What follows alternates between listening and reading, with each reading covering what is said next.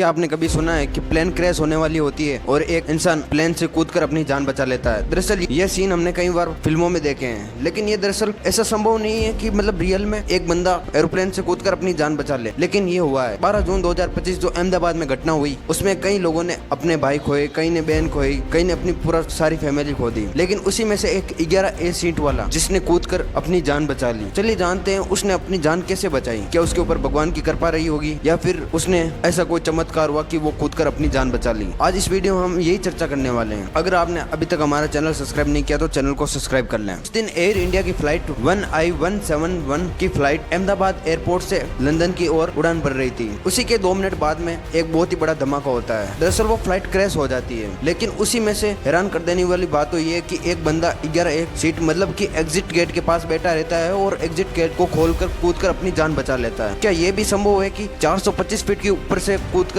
वो अपनी जान बचा लेता है और वो बच भी जाता है? हाँ, ये रियल है। दरअसल उस दिन हुआ ये था, विश्वास कुमार रमेश जो कि एक ब्रिटिश नागरिक है और वो अपनी फैमिली से मिलने के लिए भारत आए थे और वो भी अपने भाई के साथ। लेकिन जब वे लौटने की बारी आई तो वे वापस लंदन रवाना हुए। जब उन्होंने और उनकी जो टिकट बुक हुई थी वो 11A सीट पर हुई थी, लेकिन जब वो 11A सीट पर बैठे थे और तभी फ्लाइट नीचे की ओर क्रैश होने वाली होती है, तभी वे एग्जिट गेट खोलकर वहाँ से नीचे कूद जाते हैं। तब वे कूदते हैं, तब उन्हें होश भी नहीं रहता है कि क्या हुआ क्या नहीं हुआ। हालांकि उनके भाई भी इसी फ्लाइट में थे, लेकिन उनको ये अंदाजा भी नहीं था कि उनके साथ क्या होता है। तब फ्लाइट नीचे गिरने के बाद रमेश कुमार जहाँ फ्लाइट क्रैश हुई थी उससे थोड़े पहले गिर गए थे, उससे उनकी जान बच गई। हैरान तो तब हुए जब रमेश कुमार खुद उठकर एम्बुलेंस की तरफ जा रहे थे, तभी लोगों ने देखा और लोग उनके पास आए और उनसे पूछा और तुरंत ही उन्हें हॉस्पिटल में भर्ती करवाया। इस चीज को हम क्या कुदरत का करिश्मा कहें या फिर एक किस्मत जो कि उसको बचा ली। दरअसल कई बार हम फ्लाइट के अंदर देखते हैं कि 11A की जो सीट होती है वो लोग पसंद नहीं करते हैं कि वो बीच में आती है, वो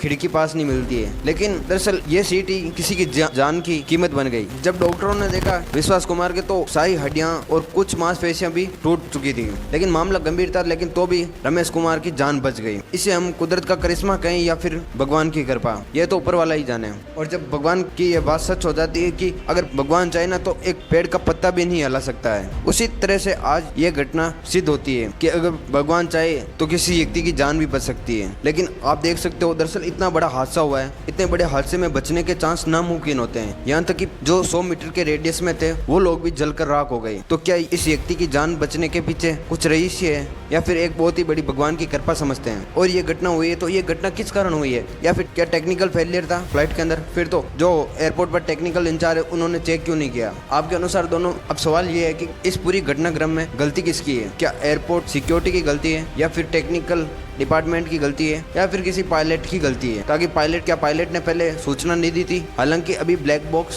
को ढूंढा जा रहा है और ब्लैक बॉक्स से जानकारी ली जा रही है। आपकी जानकारी के लिए बता दूं कि ब्लैक बॉक्स एक ऐसी चीज होती है जिसमें एरोप्लेन की सारी चीजें रिकॉर्ड होती है कि वो टेक्निकल इश्यू किस कारण हुआ और किस कारण प्लेन क्रैश हुआ। मिलते हैं आपको एक नए वीडियो में। अगर आपने अभी तक हमारा चैनल सब्सक्राइब नहीं किया तो चैनल को सब्सक्राइब करें।